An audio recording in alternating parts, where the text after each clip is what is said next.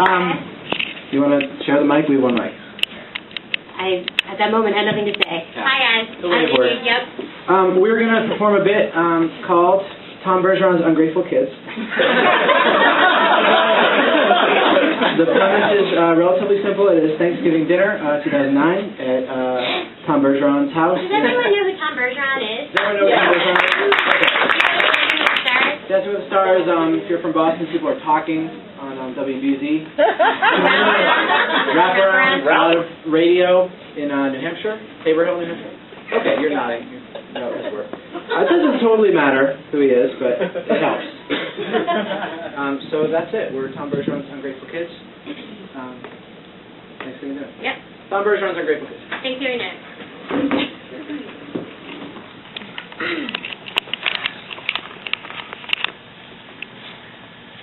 Quite often in the hour before Dancing with the Stars broadcast live, a producer or two will come knocking on my dressing room door with last-minute notes or news of the latest spray-tan meltdown. Usually they find me just sitting in my favorite chair from which I can reach to my right, open the door, and let them in. I'm not watching television, reading a book, peering into my laptop, or doing anything else that would be immediately apparent. I'm just sitting.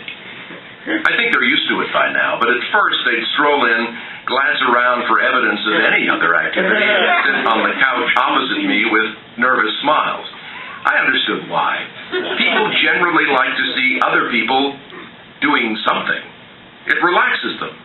If you come across a person doing nothing, what's the first thing you think? Come on, be honest. You don't think, oh look, there's a person doing nothing. You think, I wonder what he's up to.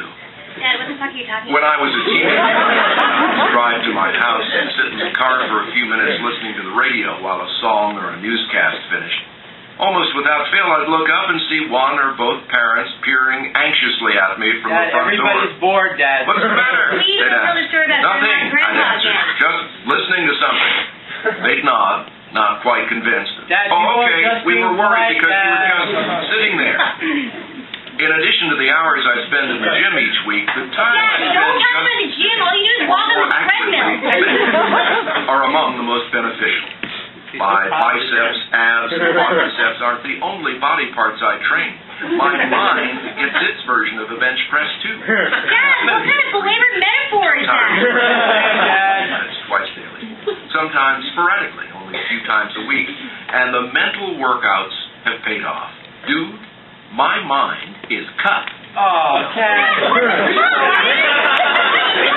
Your mind is cut? The bottom line is that my meditation, which I originally began only to cool my temper, has greatly improved my overall Dad, you're going on and on. It's just because you're famous. What am I doing Dad, while I'm nobody meditating? cares. Am I You really care just and sitting believe there it? doing No, you don't even know. I didn't As with a gym workout, Dad, nobody's listening to you. it requires effort. Dad, shut up. Dad, shut the Shut fuck up.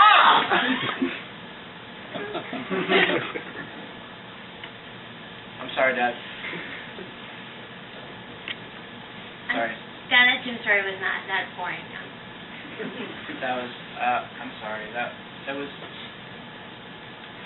it's hard being your kid sometimes, I don't know.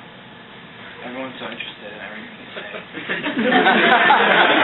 And I am grateful for some stuff, like when you took us to work and we got to meet Kelly Osbourne. Yeah. That was really cool.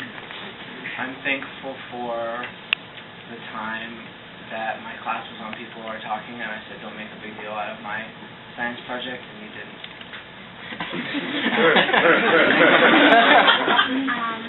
I'm thankful for the time that we met at CNC Moore, and you didn't bring up the fact that I like Dr. Quinn Medicine Woman so much. That would have embarrassed me, and I'm happy you did. I'm thankful for when my friends gave you a headshot of Bob Saget to sign, and you didn't make fun of him. I'm thankful for the food. Yes, Dad, I'm sorry. I'm sorry, Dad. What were you saying about meditation? Yeah, keep going, Dad. Focus. I have to focus on the mental repetition of a Sanskrit mantra.